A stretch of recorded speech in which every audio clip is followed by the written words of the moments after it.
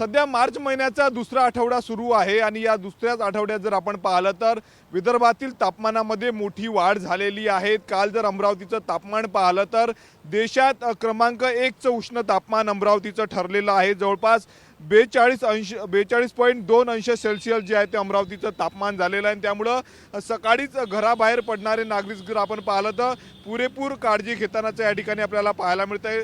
सकाळचे साधारणतः 9 वाजलेले आहे आणि नोकरदार वर्ग असेल किंवा मग कामावर जाणारा वर्ग विद्यार्थी असेल सकाळी मोठ्या प्रमाणावर घराबाहेर पडतात, परंतु घराबाहेर पडत असताना चेहरा जो आहे तो पूर्ण घट्ट बांधूनच घराबाहेर पडत असल्याचं दृश्य सध्या आपल्याला पाहायला मिळत आहे। मी अमरावतीच्या या ठिकाणी इरविन चौकात आणि या ठिकाणी आपण बघू शकतो या सिग्नलवर जे आहे ते वाहन चालक जे थांबले ते त्यांचे चेहरे जे आहेत ते घट्ट बांधलेले आहेत।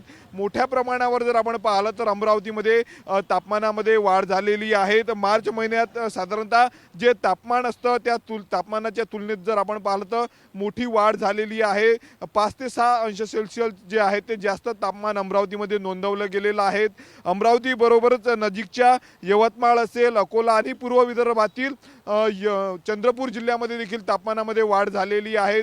पुढील काही दिवस असंच तापमान राहणार असल्याचा अंदाज जो आहे तो हवामान विभागाने वर्तविलेला आहे। दुपारी 12 नंतर जर आपण पाहिलं तर अमरावती शहरातले प्रमुख रस्ते जे आहेत ते ओस पडत असल्याचंही पाहायला मिळतं। आपण बघू शकतो पुन्हा एकदा सकाळी जे आहे ते कामावर जाणारे लोक असतील, नोकरदार आहेत, विद्यार्थी आहे, अशा पद्धतीनं काही महिला असतील घट्ट चेहरा बांधूनच घराबाहेर पडत आहेत। दुसरीकडे हवामान विभागाच्या वतीनं जो पद्धतीनं अंदाज वर्तवला आहे त्यानंतर काळजी घेण्याचं आवाहन जे आहे ते आरोग्य विभागानं केलेलं आहे। काम असेलच तर घराबाहेर पडा, अन्यथा घराबाहेर पडू नका। बाजारपेठेत जायचं असेल तर सायंकाळी जा असा सल्ला जो आहे तो डॉक्टरांच्या वतीनं देण्यात आलेला आहे। आपण बघू शकतो स्कार्फ असेल किंवा मग चेहऱ्याला सुती टावेल बांधूनच जे आहे ते अमरावतीकर सध्या घराबाहेर पडत आहे। पुढील काही दिवस अशाच पद्धतीनं तापमान जे आहे ते अमरावतीसह विदर्भामध्ये राहणार असल्याचा अंदाज जो आहे तो हवामान विभागाने वर्तविलेला आहे।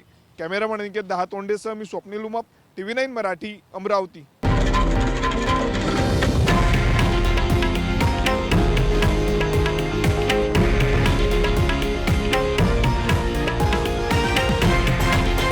हे आहे देशातील नंबर 1 न्यूज नेटवर्क आणि आपण पाहत आहात TV9 मराठी, एकमेव।